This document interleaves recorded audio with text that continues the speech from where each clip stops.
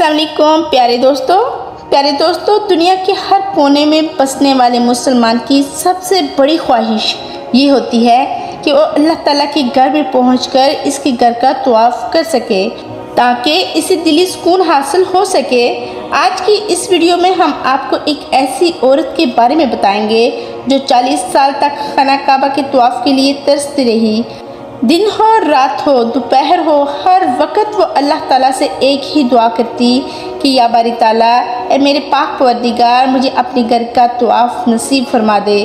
जब अल्लाह ने इसकी ये दुआ कबूल फरमाई और वह अल्लाह के घर में तवाफ़ करने के लिए पहुंची तो फिर इसके साथ ऐसा कौन सा मौजज़ा रोनमा हुआ कि देखने वालों की आंखों से आंसू जारी हो गए।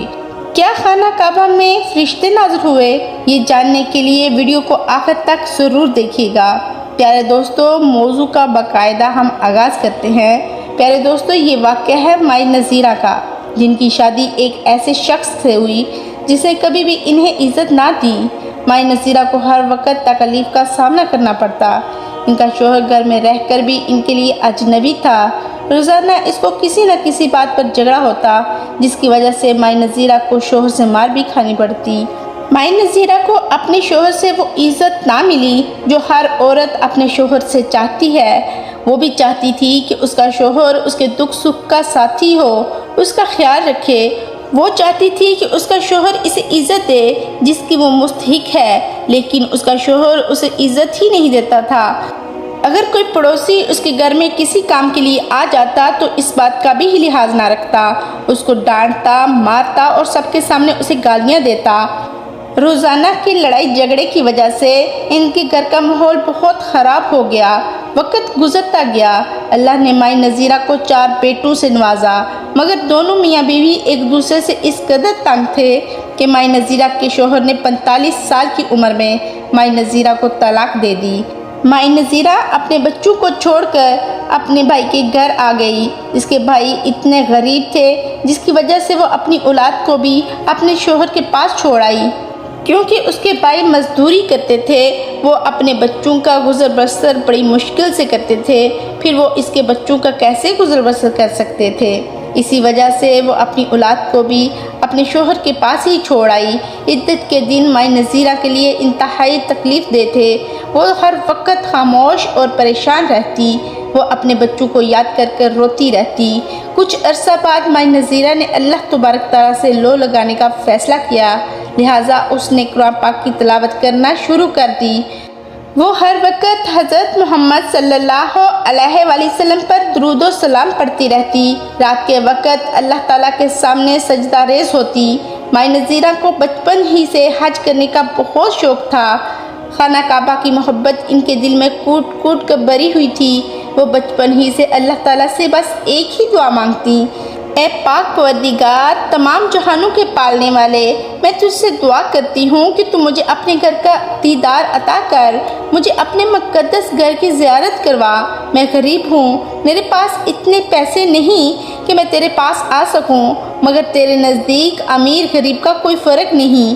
तू चाहे तो गरीब को भी अपने घर बुला ले, और अगर ना चाहे तो अमीर को भी अपने घर का दीदार नसीब ना करे।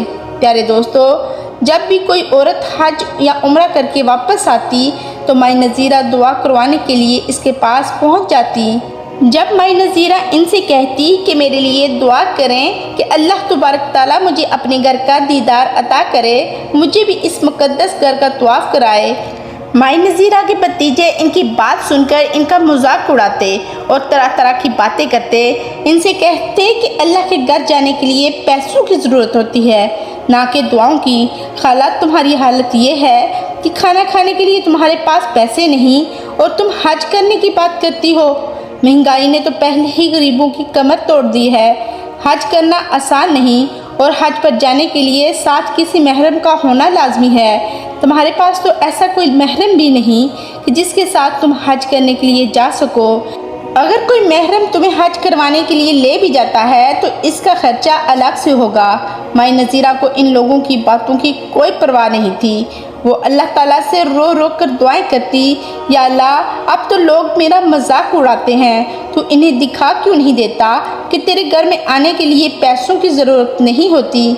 عدت ختم ہونے کے بعد ایک دن مائی نذیرہ کی دوست اس کے گھر آئی۔ یہ دوست اس کی بچپن کی تھی، وہ ہر دکھ سکھ میں اس کی ساتھی تھی۔ اس کی سہیلی کا شوہر سعودی عرب میں کام کرتا تھا۔ سہیلی کے ہاتھ میں ایک تصویر تھی، وہ اپنی دوست کا ہمیشہ بھلا ہی چاہتی تھی۔ اس نے مائی نذیرہ سے کہا کہ مدینے میں ایک بوڑھا شیخ رہتا ہے، اس کی بیوی کو گزرے 1 سال ہو چکا ہے، وہ شیخ کسی عورت سے نکاح کرنا چاہتا ہے۔ سہیلی کی بات سن کر مائی نذیرہ نے غصے سے کہا کہ وہ بوڑھا آدمی ہے، میں کس طرح اس سے شادی کر سکتی ہوں؟ اس کی عمر 70 سال کے قریب ہے، جبکہ میری عمر 45 سال ہے۔ میرے بچے، رشتہ دار، میرے بہن بھائی کیا کہیں گے؟ مائی نذیرہ کی سہیلی اسے کہنے لگی کہ میں تمہیں بڑا مخلصانہ مشورہ دے رہی ہوں کہ اگر تم اس عربی سے شادی کر لو گی تو تمہاری حج کرنے کی خواہش پوری ہو سکتی ہے۔ اللہ کے مقدس گھر میں تمہیں حج کا موقع مل سکتا ہے۔ اس طرح تمہاری دعا بھی قبول ہو جائے گی اور تمہاری وہ خواہش جس کے لیے تم بچپن سے دعا کرتی آ رہی ہو، اللہ نے چاہا تو وہ بھی قبول ہو جائے گی۔ پیارے دوستو، حج کا نام سنتے ہی مائی نذیرہ کا دل موم ہو گیا اور وہ تو شادی کے لیے بالکل مان ہی گئی۔ اس نے کہا بس میں اپنے بھائیوں سے پوچھ لوں، پھر میں تمہیں 1 ہفتے کے اندر جواب دے دوں گی۔ مائی نذیرہ نے جب اپنے بھائیوں سے بات کی تو وہ غربت کے مارے بھائی، انہوں نے بھی اسی وقت شادی کی حامی بھر لی۔ جب مائی نذیرہ کے بھائی مان گئے تو 1 ہفتے کے بعد عربی شیخ سعودی عرب سے پاکستان آیا اور بڑی ہی سادگی کے ساتھ ان کی شادی ہو گئی۔ مائی نذیرہ کو کمرے میں بٹھایا گیا۔ شام کے وقت عربی شیخ مائی نذیرہ کا شوہر کھانستے ہوئے کمرے میں داخل ہوا۔ اس وقت مائی نذیرہ کی سہیلی اور اس کا شوہر بھی کمرے میں موجود تھے۔ عربی شیخ نے کہا کہ میری بیوی یعنی مائی نذیرہ سے کہہ دو کہ میری طبیعت ناساز ہے، لہٰذا میں کل سعودی عرب واپس چلا جاؤں گا اور میں سعودی عرب واپس جا کر تمہارے نکاح کو رجسٹر کراؤں گا، پھر تمہارے لیے ویزا اور ٹکٹ بھیجوں گا۔ ہم وہاں اللہ تبارک تعالیٰ کے حکم سے نئی زندگی کا آغاز کریں گے۔ مائی نذیرہ کو شیخ صاحب نے ہاتھ بھی نہ لگایا اور اگلے دن شیخ صاحب سعودی عرب واپس چلے گئے۔ 8 دن بعد مائی نذیرہ کا ویزا اور ٹکٹ آ گئے اور اگلے 1 ہفتے کے بعد مائی نذیرہ سعودی عرب پہنچ گئی۔ مائی نذیرہ کو ایئرپورٹ لینے کے لیے شیخ صاحب کا بیٹا پہلے سے ہی موجود تھا۔ وہ مائی نذیرہ کو عربی شیخ کے ایک بڑے سے گھر میں لے گیا۔ مدینے میں شیخ صاحب کا ایک بہت بڑا گھر تھا۔ اس گھر میں دنیا جہان کی تمام سہولیات موجود تھیں۔ وہاں نوکر چاکر تھے۔ وہ اپنی قسمت پر رشک کر رہی تھی کہ میں اتنے بڑے گھر کی مالکن بن گئی۔ اللہ نے مجھے ایک غریب گھر میں پیدا کیا اور میری قسمت اتنی اچھی کھل گئی کہ اللہ تبارک تعالیٰ کے شہر بھی آ گئی۔ مائی نذیرہ اپنی قسمت پر بہت رشک کر رہی تھی کہ اللہ تعالیٰ نے آخر کار اس کی دعا سن لی، لیکن اس کو یہ نہیں پتہ تھا کہ ایک بری خبر اس کا انتظار کر رہی ہے۔ جب مائی مسکینہ اپنے شوہر کے گھر میں داخل ہوئی تو بہت سے لوگ موجود تھے۔ ہر کوئی مائی نذیرہ کو مرحبا کہہ رہا تھا۔ مائی نذیرہ نے شیخ صاحب کے بیٹے سے پوچھا تمہارے والد کہاں ہیں، یعنی کہ میرے شوہر کہاں ہیں؟ شیخ صاحب کے بیٹے کو تھوڑی بہت اردو آتی تھی، لہٰذا اس نے مائی نذیرہ کی بات کو سمجھ لیا اور ٹوٹی پھوٹی اردو میں جواب دینے لگا کہ میرے والد نے پاکستان سے آنے کے بعد اپنا نکاح رجسٹر کروایا اور آپ کے لیے سونے کا ہار خریدا اور پھر آپ کے لیے ویزے اور ٹکٹ کا بندوبست کیا۔ یہ سب کچھ کرنے کے بعد چوتھے دن ان کی طبیعت بہت زیادہ خراب ہو گئی اور اچانک سے ان کا انتقال ہو گیا۔ میں نے سعودی علماء سے اس بارے میں پوچھا تو انہوں نے کہا آپ شرعی لحاظ سے میری والدہ ہیں، لہٰذا آپ عدت اپنے شوہر کے گھر گزاریں گی۔ مائی نذیرہ اس نئی صورتحال سے مزید پریشان ہو گئی۔ مائی نذیرہ کے وہم و خیال میں بھی نہیں تھا کہ اس کو ایک ایسی خبر سننے کو ملے گی۔ پھر کیا تھا؟ مائی نذیرہ جیسے تیسے دن گزارنے لگی۔ پیارے دوستو، عدت کے دوران مائی نذیرہ نے محسوس کیا کہ شیخ صاحب کا بیٹا ان کی بہت زیادہ کیئر کرتا ہے، بالکل ایسی کیئر کرتا ہے جیسے ایک ماں کی جاتی ہے۔ عدت ختم ہوئی تو ذوالحج کا مہینہ شروع ہونے کو تھا۔ مائی نذیرہ نے اپنے شوہر شیخ صاحب کے بیٹے کو بلایا اور اسے کہنے لگی میں حج کرنا چاہتی ہوں، کیا تم میرے محرم کے طور پر میرے ساتھ حج کرنے کے لیے جا سکتے ہو؟ شیخ صاحب کے بیٹے نے کہا ماں جی، میں ضرور آپ کے ساتھ جاؤں گا اور آپ کی تمنا کو پورا کروں گا، لیکن میری ایک شرط ہے کہ آپ دلہن بن کر خانہ کعبہ جائیں اور حج سے قبل عمرہ ادا کریں۔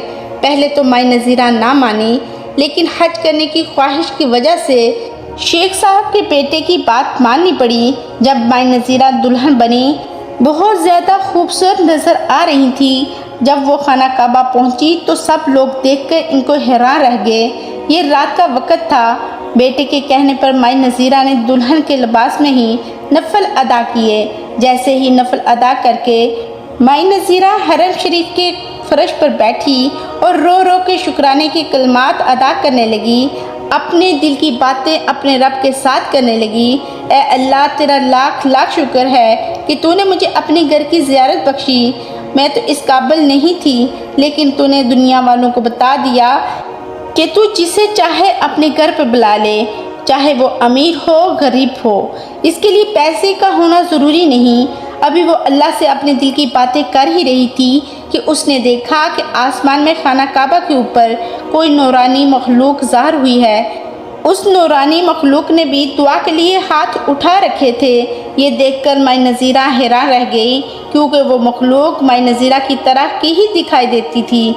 یعنی اللہ نے مائی نذیرہ کی دعا قبول کر لی۔ اس کے بعد مائی نذیرہ نے حج کیا اور پھر اپنی ساری زندگی خانہ کعبہ میں عبادت کرتے ہوئے گزار دی۔